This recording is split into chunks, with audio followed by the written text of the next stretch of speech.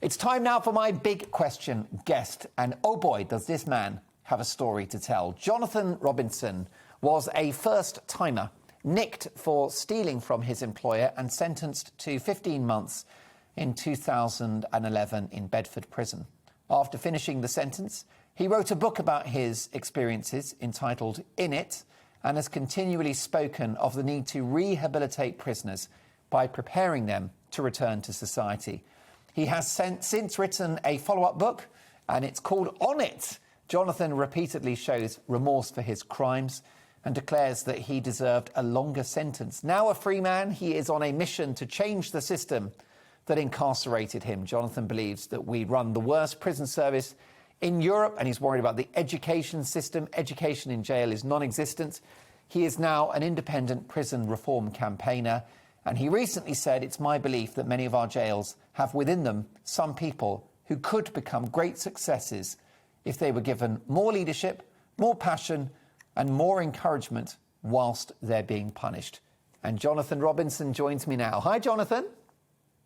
Well, good evening. Thank you for having me on. Thank you so much for joining us. Why did you go to prison? What exactly were you guilty of doing, Jonathan?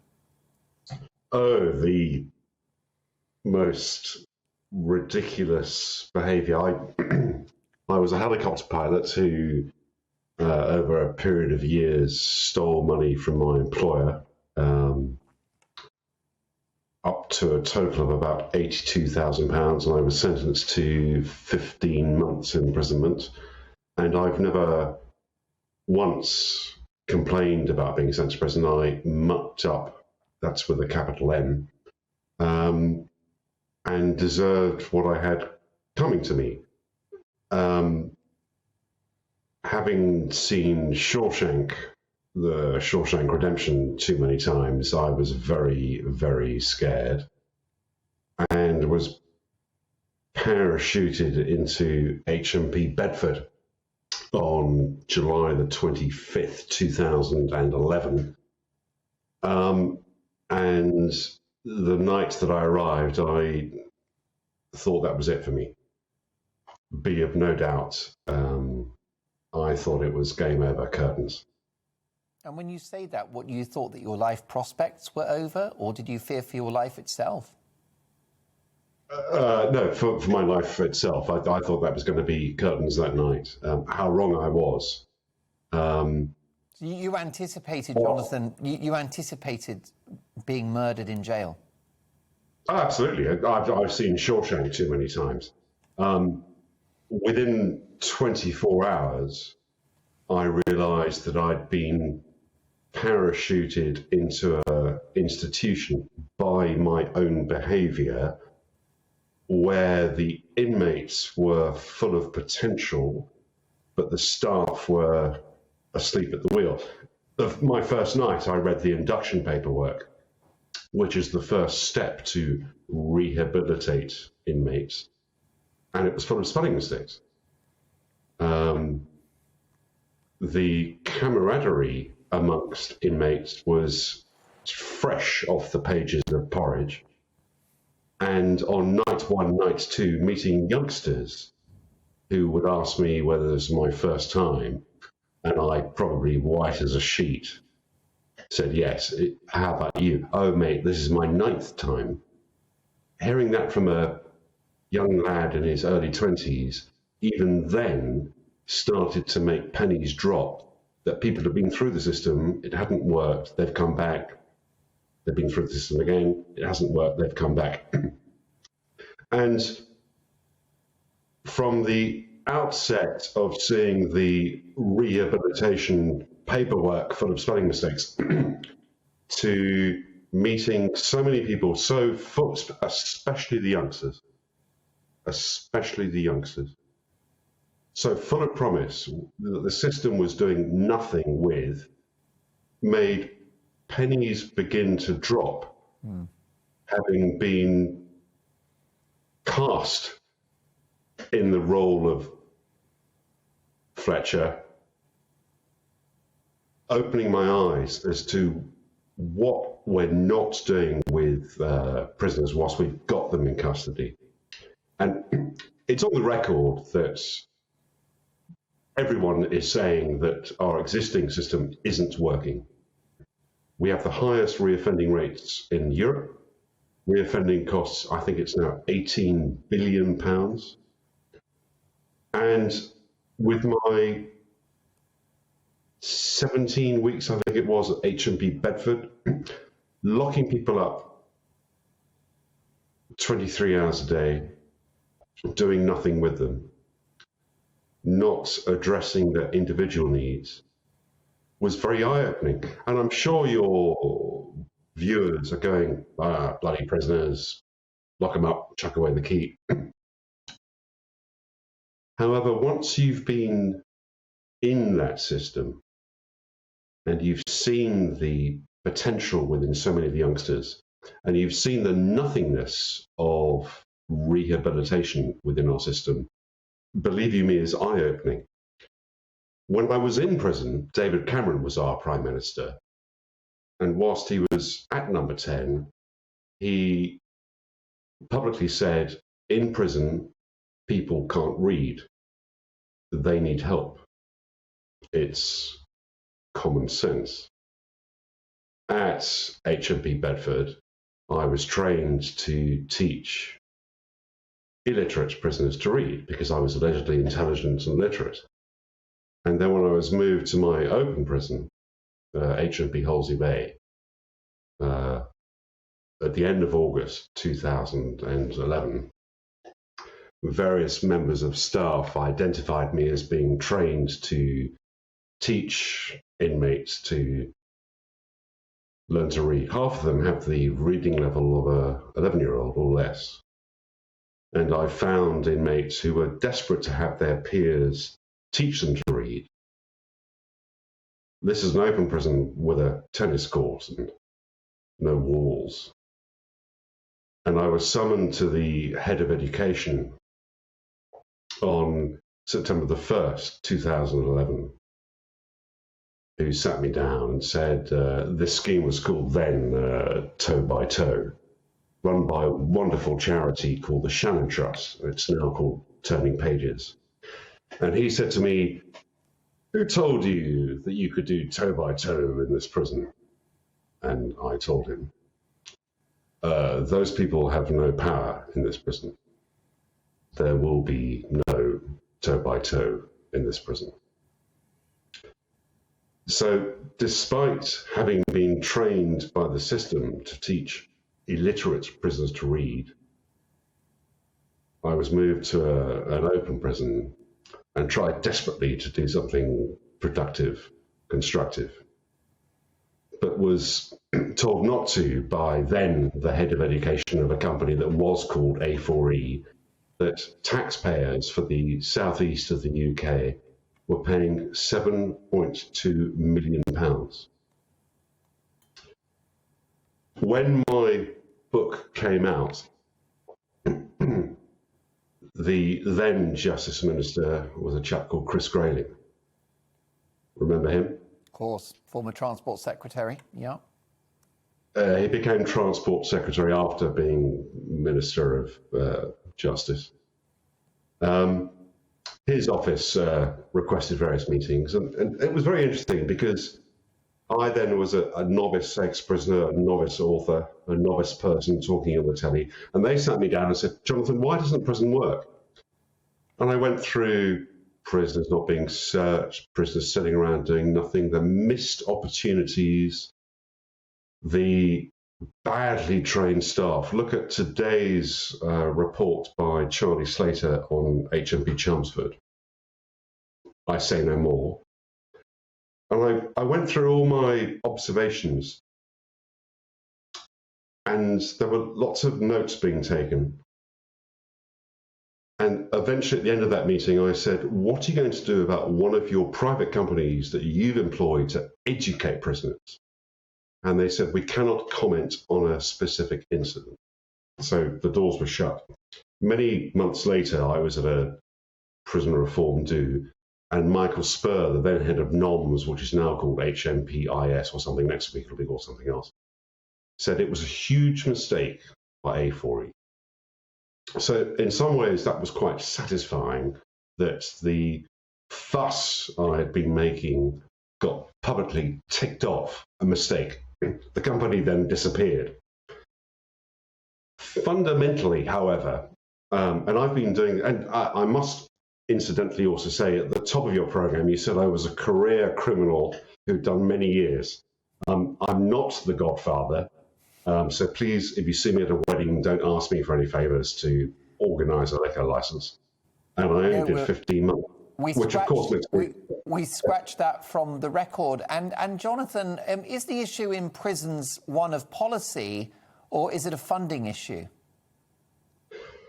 I've sat with many politicians who have, some of them have said, Jonathan, do you want more money? And I've said, no, look at the money that is being spent and spend it more wisely. Dame Sally Coates did a review of prison education, I think 2 or 3 years ago, and just came up with the mess that it is. There are so many different agencies working within, most of whom seem to loathe each other, and it's just bureaucracy. But let's go back to basics. I'm sure a lot of your viewers are going, who's this posh idiot on the telly talking about prisons?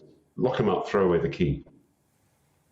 The facts are, in the UK, England and Wales, we have the highest reoffending rates in the EU.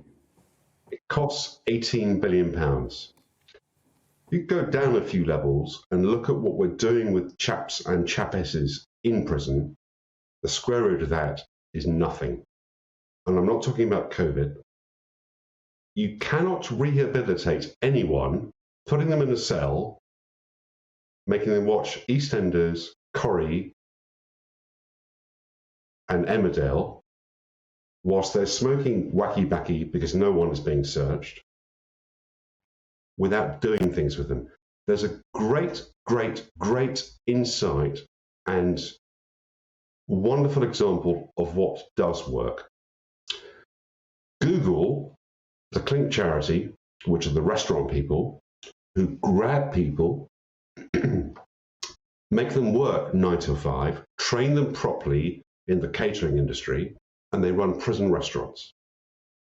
I think there are 10 of those restaurants around the country.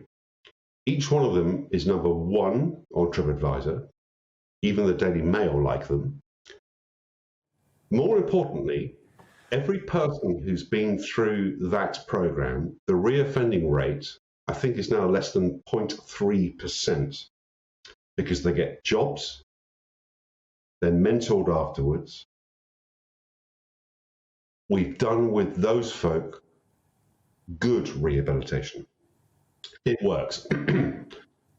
It is beyond my reason that we're not doing that with everyone in prison.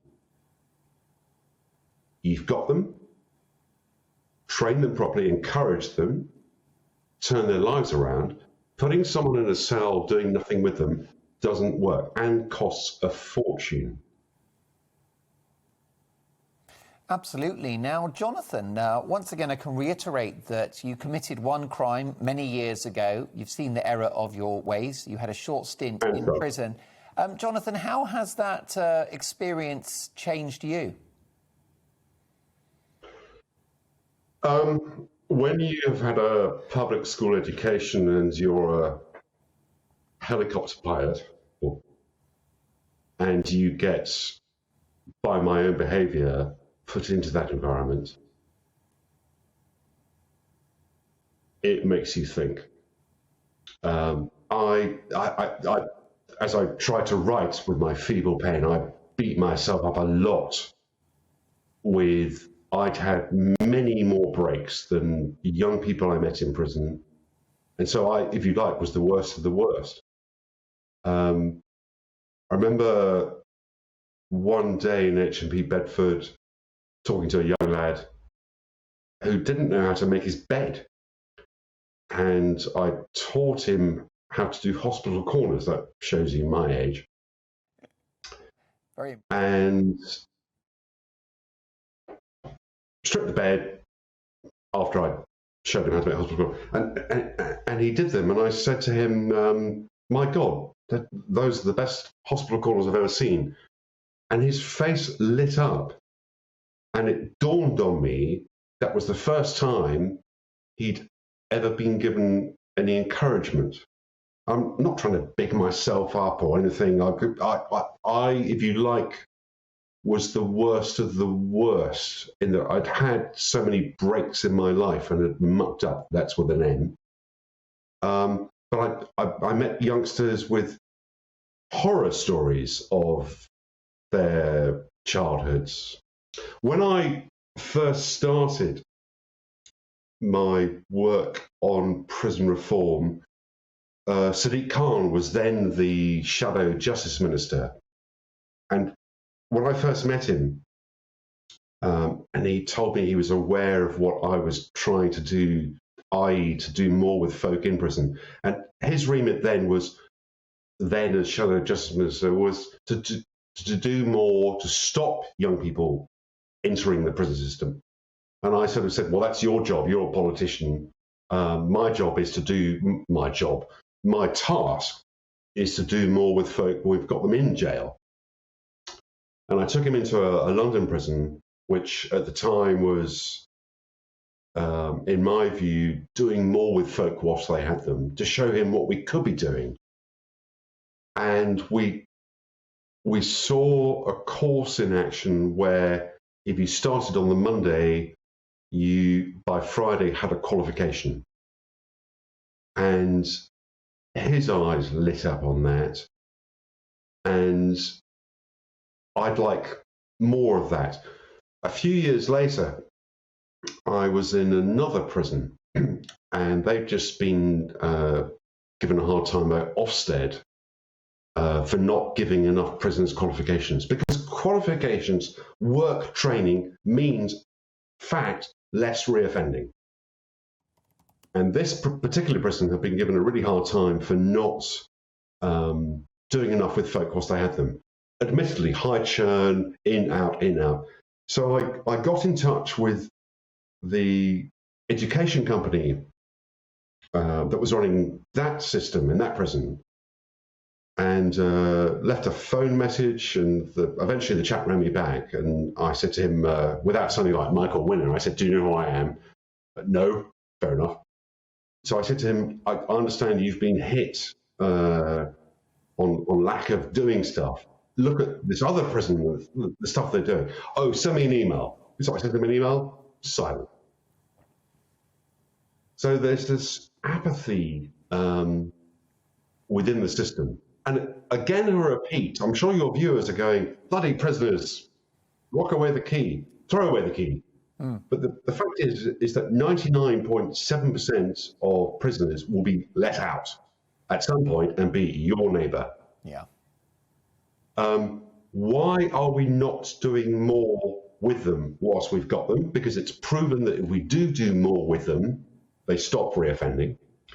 And when you are in the cast of The Great Escape, Porridge, Redemption, which I did 10 years ago, the absolute shining potential within some of them, not all of them, is unbelievable. Unbelievable. I've been there, I've seen it. And the combination of that with, so I was in prison in 2011, so we've got a football team of justice secretaries. I think it's like now 1 every 2 months. So even the passionate ones who get in, Mr. Gove seemed to be saying all the right things. Rory Stewart, who opened his door to me and had many chats, seemed to be on side for at least discussing how we could do better, because there's no one to a man who's saying we're doing it right. Yeah. No one to a man. Worrying stuff. I mean, Jonathan... Mark, have you ever been into a prison? No, I never have. Could I take you into a prison at some point? Yes, I would really accept that invitation enthusiastically, Jonathan, because I think we need to have an honest conversation about what happens in prisons. And I was just going to say that it strikes me, Jonathan, that your negative experience of having been sent to prison, for which, you know, you've atoned hugely and you've served your time, paid your debt to society, I think overall it's been positive because you've observed what happens inside prison, and you could argue that you're not the sort of person that one would expect would go into prison. But from that experience, you've learned a lot and you're trying to make a difference. Oh, and Mark, of the very few passionate officers I met, maybe 3 of them, they said to me, "You're a fish out of water." Let me repeat this. I have no complaints whatsoever about being sent to prison. I messed up big time. When you are educated, intelligent, and very good looking, and get put into that environment. I can confirm that is the case. Yeah.